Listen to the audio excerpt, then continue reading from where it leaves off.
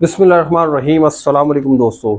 बहुत सारे दोस्तों का अभी भी यही सवाल है कि उम्रे का वीज़ा इतना महंगा क्यों हो गया है और अभी भी हम सस्ता वीज़ा कैसे हासिल कर सकते हैं। क्योंकि मुख्तलिफ़ लोगों ने मुझे मुख्तलिफ़ प्राइसेस कोट किए हैं कि भाई हमारे ट्रैवल एजेंट ने हमसे इतने पैसे लिए हैं, उम्रा के जो वीज़ा है वो अप्लाई करने के उन्होंने हमसे इतने पैसे लिए। किसी ने कुछ बताया, किसी ने कुछ बताया। इसकी डिटेल अभी आगे बताता हूँ, लेकिन अभी मैं ये बता दूं कि जो उम्रे का वीज़ा है वो इतना जो महंगा हुआ है उसके पीछे क्या फैक्टर्स हैं, ये तमाम चीज़ें आप लोगों को भी बताऊंगा। और साथ में ये भी बताऊंगा कि अभी भी आप उम्रे का सस्ता वीज़ा कैसे हासिल कर सकते हैं। तो आइए हम चलते हैं अपनी वीडियो की तरफ। तो दोस्तों, सबसे पहला जो फैक्टर है ना, हम जो बात करेंगे, अभी तक हमारे जहन में वही पुराना वाला मामला चल रहा है कि हम सऊदीया जिस तरह जाते थे ना उम्रा करने, हमने वीज़ा ले लिया, टिकट बुक करा लिया, वहाँ जाके होटल ले लिया, कोई फ्लैट ले लिया, कोई इस तरह की चीज़ें ले लिया, अपार्टमेंट ले लिया और उसके बाद जो ना उम्रा करके आ जाते थे। अब ऐसा कुछ भी नहीं है। अब आपको सारा कुछ जो है ना रजिस्टर्ड चीज़ें आप लोगों को लेनी है। तो इस वजह से आपका जो है ना वो उम्रे का सिर्फ वीज़ा नहीं बल्कि उम्रा ही महंगा हो गया, आप ये समझ लें। अच्छा, वीज़ा महंगा होने की वजह क्या है? वीज़ा महंगा होने की सबसे बड़ी वजह यह है कि सऊदीया ने खुद अब जो ना वीज़ा की कैटेगरी बना दी है और वीज़ा की अलग अलग फ़ीस बना दी है। अगर आप सिंगल बंदे का वीज़ा लेते हैं तो आपको 2000 रियाल तक का, तकरीबन 1800 से लेकर 2000 के दरमियान आपको रियाल तक का जो ना सऊदी रियाल तक का वीज़ा मिलेगा वो। इसी तरह 2 लोगों का वीज़ा लेंगे वो थोड़ा सा आपको कम मिलेगा, 3 लोगों का वीज़ा लेंगे वो थोड़ा सा और कम हो जाएगा। इसी तरह जब आप जाएंगे ना, और कम होते होते जब आप जाएंगे बड़े ग्रुप की तरफ, जो सऊदीया ने बताया कि भाई जो 35-40 लोगों का ग्रुप होगा उसका वीज़ा, तो सबसे सस्ता वीज़ा आपको वो मिलेगा। अच्छा, एक तो ये फैक्टर है कि सऊदीया ने जो ना वीज़ा की कैटेगरी बना दी कि भाई इस कैटेगरी में, अब ये कैटेगरी किस वजह से आपको बनाई गई है? ये कैटेगरी जो बनाई गई ना ट्रांसपोर्टेशन के हवाले से बनाई गई है, क्योंकि वीज़ा जो आपको मिल रहा है ना उसके साथ आपकी ट्रांसपोर्ट लाजमी बुक हो रही है। और ट्रांसपोर्ट का जो मोड है ना, मिसाल के तौर पे आपको ये बताऊं कि अगर आप टैक्सी में सफ़र कर रहे हैं तो आपका जो वीज़ा है थोड़ा सा आपको महंगा पड़ेगा। इसी तरह अगर आप थोड़ी सी बड़ी गाड़ी लेते हैं जिसमें कम से कम 4-6 लोग आ जाएं तो उसमें आपको वीज़ा थोड़ा सा और सस्ता पड़ेगा, क्योंकि जितनी चीज़ें ना वो डिवाइड होती रहती हैं लोगों में, तो आपके ऊपर जो है ना वज़न उतना कम आता है हर एक इंडिविजुअल के ऊपर। इसी तरह जब 20 लोग एक गाड़ी में बैठेंगे तो उन 20 लोगों के ऊपर जो है ना सारे पैसे डिवाइड हो जाएंगे, तो हर एक बंदे के ऊपर थोड़ा थोड़ा जो है ना वज़न कम होता चला जाएगा। इसी तरह जब 40-45 लोगों की बस होगी तो उसमें जो है ना सारे पैसे तमाम लोगों में डिवाइड हो जाएंगे, तो फिर क्या होगा, वो जो कॉस्ट है आपके वीज़ा की यहाँ पर कम हो जाती है। तो सऊदीया ने ट्रांसपोर्टेशन के हवाले से बता दिया कि भाई हमारा जो है वीज़ा इस तरह से महंगा हो गया है। और इसके बारे में मैंने पूरी डिटेल वीडियो बना दी, मेरे चैनल पे वीडियो मौजूद है कि भाई वीज़ा कौन सा कितने का हो गया, वहाँ से जाकर देख सकते हैं। एक तो ये फैक्टर हो गया जो सऊदीया ने खुद बना दिया।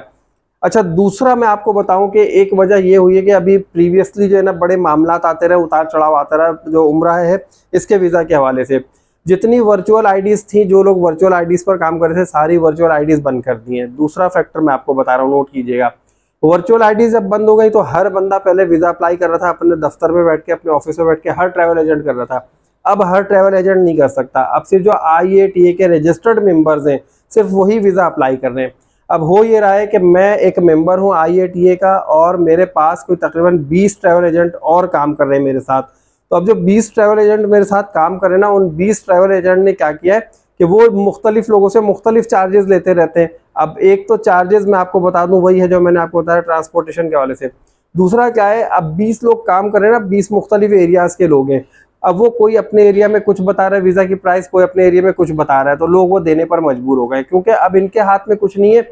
अब बीच में जो ट्रैवल एजेंट है ना भाई, वो भी अपना कमीशन रखेंगे। जब वीज़ा अप्लाई करवा रहे हैं, सारे काम करवा रहे हैं, IATA के वाले लोगों से उनको पैसे दे रहे हैं, तो अब जाहिर सी बात है जब आगे पे कर रहे होंगे तो ये आपसे भी पैसे ले रहे होंगे। तो इसलिए जो वीज़ा महंगा होने का एक और फैक्टर है वो ये भी है। एक तो ये हो गया। अच्छा, उसके बाद एक है ना खुद साख्ता महंगाई करना। खुद साख्ता महंगाई क्या है कि भाई बहुत सारे बड़ी हाइप क्रिएट की हुई है कि अब तो उम्रा के वीज़ा बड़ी मुश्किल से लग रहे हैं, अब तो वीज़ा लग ही नहीं रहे हैं, ये हो रहा है वो हो रहा है, आपको बला बला इस तरह की चीज़ें बता बता के कहते हैं भाई बहुत मुश्किल हो गई है। तो जो वीज़ा है ना वो अब इतने का लग रहा है, वो आपको 800 रियाल भी बता देते हैं, कोई 900 रियाल बताता है, कोई 820 रियाल बताता है। अभी देखिए, पहले जो हमारे वीज़ा लग रहे थे तकरीबन वो जो है सऊदी रियाल में अगर हम बात करें तो 520 से लेके 550 रियाल के दरमियान एक वीज़ा आपका आराम से लग जाता था। फिर सऊदीया ने उसकी प्राइस बढ़ा दी और फिर वो जो है आपका एक नॉर्मल वीज़ा जो कम से कम 620 रियाल का लगने लगा। 620 रियाल वाला वीज़ा अब 700 रियाल का लग रहा है, जो कि ट्रैवल एजेंट ने बजाते खुद इसको जो है ना थोड़ा सा महंगा कर दिया। जो 70-80 रियाल यहाँ पर बढ़े हुए आपको नज़र आ रहे हैं वो ट्रैवल एजेंट ने खुद बढ़ाए, वो सऊदीया ने नहीं बढ़ाए। क्योंकि अब जाहिर सी बात है, मैंने आपको बताया ना, जब ये आगे IATA वाले जो लोग अप्लाई कर रहे हैं वीज़ा, उनको चार्जेस दे रहे हैं, सर्विस चार्जेस के नाम पर ही दे रहे हैं, तो ये पैसे अपनी जेब से तो नहीं लगाएंगे, ये आपसे लेंगे। तो अब क्या है कि भाई इन्होंने जो है ना एक रेट फिक्स कर दिए कि या तो कोई 720 ले रहा है, कोई 700 रियाल ले रहा है सऊदी रियाल आपसे, कि भाई हम वीज़ा आपको लगवा के दे देंगे। लेकिन ये जो वीज़ा लग रहा है ना 700 या 720 रियाल वाला, ये वो लग रहा है जो बड़ी वाली ट्रांसपोर्ट में, बड़ी बस में आपको ट्रांसफ़र किया जाएगा। अब लोग जो कह रहे हैं कि यार उम्रे का वीज़ा हमें तो बहुत महंगा पड़ा, हमें तो बहुत महंगा पड़ा, तो महंगा आपको इस वजह से पड़ा कि जब आप ट्रैवल एजेंट के पास जाते हैं और आप कहते हैं कि भाई हम 4 लोग हैं, अभी हम जाना चाहते हैं उम्रे पे, और हमारा 4 लोगों का आप पैकेज बना दें, ये कर दें, तो अब वो क्या होता है, वो ट्रैवल एजेंट आपका कस्टमाइज पैकेज बनाता है, आपको ग्रुप में नहीं डालता है, कस्टमाइज पैकेज बनाता है। 4 लोगों का जो वीज़ा है ना वो अप्लाई करता है। जब वो 4 लोगों का वीज़ा अप्लाई करेगा, 4 लोगों की ट्रांसपोर्ट बुक करेगा, तो क्या होगा, वो वीज़ा आपको ऑटोमेटिकली महंगा पड़ेगा। अब आपने क्या करना है, मैं अभी आपको आगे बताता हूँ कि आपको सस्ता वीज़ा किस तरह मिलेगा। इसी तरह जो 2 लोग हैं, अब वो एक कोई भाई मियाँ बीवी हैं या भाई बहन है या कोई भी है, वो 2 लोग या 2 दोस्त ही सही, वो जा रहे हैं भाई हमने जो है वो उम्रे पे जाना है, आप हमें जो है वीज़ा लगवा के दे दें। अब वो क्या करता है भाई, ट्रैवल एजेंट आपसे 2 लोगों के हिसाब से चार्ज करता है। जो 2 लोगों का वीज़ा है ना, जो चार्जेस सऊदीया ने बताया ऑफिशियली, वो आपसे चार्ज कर रहा था, बीच में जो अपने कमीशन या सर्विस चार्जेस रखने होते हैं वो रखता है, तो आपको बताता, तो आपको इस तरह से भी जो है ना आपका वीज़ा महंगा पड़ रहा होता है। तो यहाँ से सिर्फ आपका वीज़ा नहीं बल्कि आगे जाकर आपका पूरा उम्रा आपको महंगा पड़ जाता है। तो जो उम्रा आप 2,20,000 2,30,000 में करके आ सकते थे, वही उम्रा अब जो है आपको 3.5 लाख पौने 4 लाख रुपए का पड़ रहा होता है। तो यहाँ पर ये इतना बड़ा फर्क सिर्फ इस वजह से आता है कि आप इस चीज़ को समझते नहीं है कि आप अपने ट्रैवल एजेंट को जाकर ये कहें कि भाई आप जो है मुझे ग्रुप के साथ भेज दें।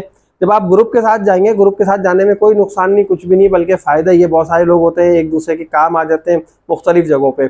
जब आप ग्रुप के साथ जाएंगे ना, तो उसमें आपके बड़े फ़ायदे हैं। अच्छा, यहाँ पर अगर आप वैसे जा सकते हैं, अफोर्ड कर सकते हैं, तो फिर तो कोई मसला नहीं है, आप 10 लाख वाला उम्रा करके आ जाएँ। आप क्लॉक टावर में जो है वो टॉप फ्लोर पे होटल बुक करा लें, उसका मसला नहीं है। वो जो क्लॉक टावर है वहाँ पे 3-3 हज़ार 4-4 हज़ार रियाल के जो है सिर्फ पर नाइट होटल बुक होते हैं, तो वहाँ आप होटल बुक करा लें, कोई मसला नहीं है, अगर आप अफोर्ड कर सकते हैं। अगर नहीं कर सकते और आप चाहते हैं कि भाई पैसे बचें, तो फिर पैसे बचाने का तरीक़ेकार यही है। अब मैं आपको वो बात बता रहा हूँ कि भाई आप जो है सस्ता वीज़ा कैसे हासिल कर सकते हैं। तो अब आपने क्या करना है, ट्रैवल एजेंट के पास जाना है, उससे कहना है कि भाई आप जो है हमें ग्रुप वाला वीज़ा दें, जो आपका ग्रुप जा रहा है ना, हमें ग्रुप में शामिल करें। और फिर उससे क्या होगा कि आपको जब वो ग्रुप में शामिल करेगा, तो जो 700 रियाल या 720 रियाल वाला वीज़ा है वो आपका लग रहा होगा। इससे आपको क्या फ़ायदा होगा, इससे आपको फ़ायदा ही होगा कि आप जब जाएंगे ना, तो आपको इतना महंगा एक तो वीज़ा नहीं मिला, फिर दूसरी बात जो भी आगे आपको चीज़ें मिल रही होंगी ग्रुप के हवाले से मिल रही होंगी, ग्रुप के हिसाब से मिल रही होंगी। अब जब आप जाते हैं ना भाई वहाँ पे, तो वहाँ पे अब आप अपना थोड़ा सा कस्टमाइज़ यहाँ करा सकते हैं। अगर आप 2 लोग जा रहे हैं या 3 लोग जा रहे हैं या 4 लोग जा रहे हैं, आप अपना सेपरेट रूम बुक करा लें। सेपरेट रूम बुक कराएंगे तो थोड़े से जो है ना आपको रूम के हिसाब से चार्जेस देने पड़ेंगे, लेकिन यहाँ पे आपका वीज़ा महंगा नहीं पड़ेगा। अब जब आपको रूम के हिसाब से चार्जेस देने पड़ेंगे, तो आपको जाहिर सी बात है रूम भी सेपरेट मिला है, आपकी प्राइवेसी भी होगी, आपका अपना सारा कुछ होगा। वहाँ पे जब आप अपनी मर्जी जो है रूम को लॉक करके चले जाएं, जब आप वापस आ जाए, वो आपके ऊपर होता है कि भाई आप क्या कर रहे हैं। तो यहाँ पर ग्रुप में जाने का नुकसान कोई भी नहीं। बहुत सारे लोग अभी ये समझते हैं कि अगर हम ग्रुप में जाएंगे तो हमें जो है ना यहाँ से ग्रुप के साथ ही जाना पड़ेगा, हम उम्रा भी ग्रुप के साथ कर रहे होंगे, हम तवाफ भी ग्रुप के साथ कर रहे होंगे, हम कहीं भी जा रहे होंगे ग्रुप के साथ जा रहे होंगे, ऐसा हरगिज़ नहीं है।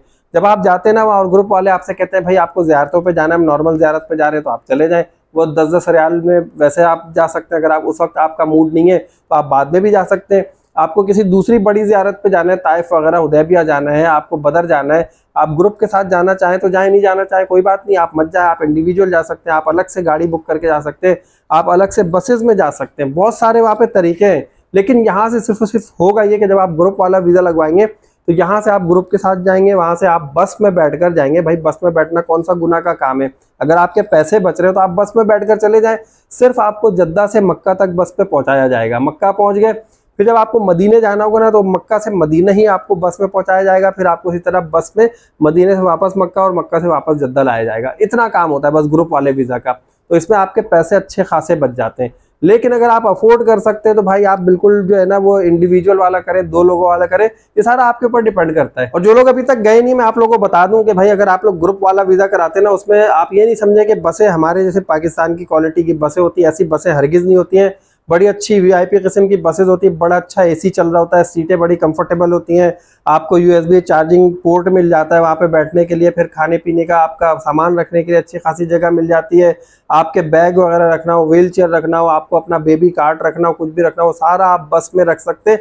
बहुत अच्छी जगह होती है। तो आप ये ना समझें कि भाई अगर वहाँ पे जाके आप बस में ट्रैवल करेंगे तो फंस जाएंगे या क्या है। तो बस में बड़ी आरामदेह तरीके से आप जा सकते हैं और पूरा ग्रुप जा रहा होगा अल्हम्दुलिल्लाह। तो फिर इस तरह जो है ना आपका वीज़ा भी आपको सस्ता पड़ेगा, आपका उम्रा भी सस्ता पड़ेगा। तो दोस्तों उम्मीद है आपको वीडियो पसंद आएगी। अगर आपको वीडियो अच्छी लगी तो जल्दी से लाइक कर दीजिएगा। अगर आपका कोई क्वेश्चन है तो आप कमेंट बॉक्स में पूछ सकते हैं। चैनल को सब्सक्राइब कीजिए और नेक्स्ट वीडियो तक के लिए मुझे इजाज़त दीजिए। अल्लाह हाफिज़।